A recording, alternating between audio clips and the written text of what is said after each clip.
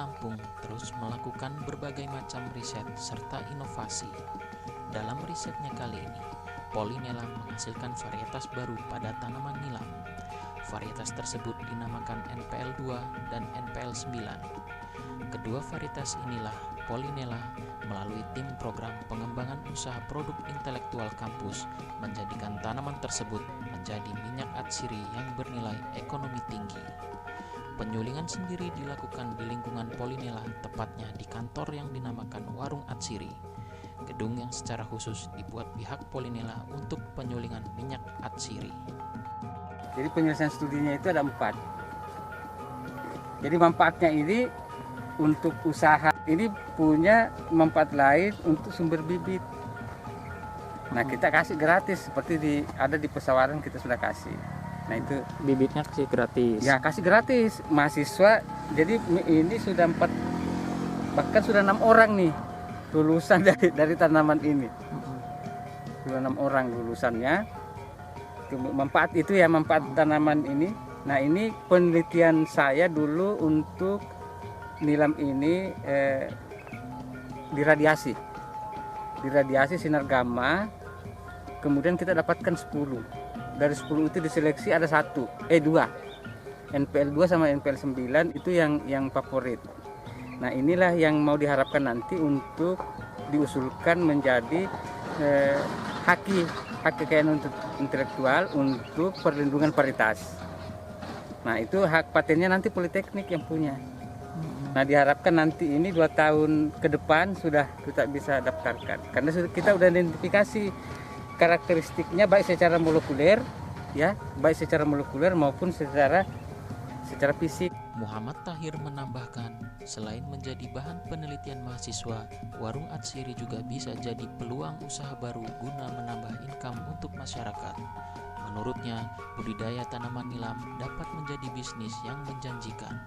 Menurut data Direktorat Jenderal Perkebunan, 85% ekspor minyak atsiri Indonesia didominasi oleh minyak nilam dengan volume 1.200 sampai 1.500 ton per tahun dan diekspor ke berbagai negara, diantaranya Singapura, Amerika Serikat, dan negara lainnya.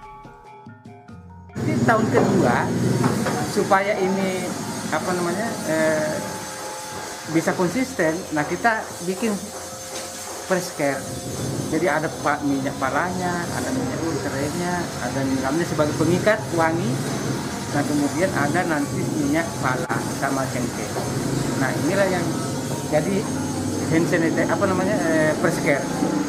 Nah dari situ nanti itu masyarakat, misalnya nanti kita tampung nih, ada kerjasama kita sama masyarakat, dia memasukkan ke kita tetap mempertahankan nilai jual itu.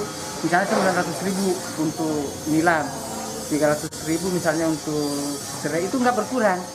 Nah dia itu, petani ini sudah bisa mendapatkan penghasilan itu minimal 46% dari biaya produksi. Nah kemudian kita olah di sini, nanti ada produknya, kita lihat. Kita olah di sini, kita juga punya keuntungan itu di atas 35%. Artinya kan ini peluang untuk membangkitkan gairah masyarakat untuk di atsiri ini luar biasa. Ada masyarakat bisa meningkat income-nya. Artinya ini kan sebagai petani nilam atau petani serai ini kan bukan pekerjaan utama. Artinya pada lahan-lahan yang tidak termanfaatkan, mereka kan tanam di situ dan tidak perlu pemeliharaan yang terlalu intensif gitu seperti komoditi lain. Minyak hasil penyulingan tanaman nilam dari Warung Atsiri ini dinilai memiliki banyak manfaat. Di antaranya bisa menjadi solusi sebagai obat luar seperti digigit serangga, nyeri otot, dan penyakit lainnya. Bahkan bisa digunakan sebagai hand sanitizer pada masa pandemi saat ini. Selain memberikan bibit nilam gratis ke masyarakat, Polynella juga menerima pembuatan mesin penyulingan bagi masyarakat yang ingin menjalankan bisnis minyak atsiri sendiri. 2 lubang output yang punya perbedaan ketinggian itu. Karena minyak nanti akan di atas, jadi otomatis minyak itu akan keluar dari dari lubang output yang bagian atas nih. Kalau dari pandangan saya ini sebelah kiri. Ini terlihatin Pak beda.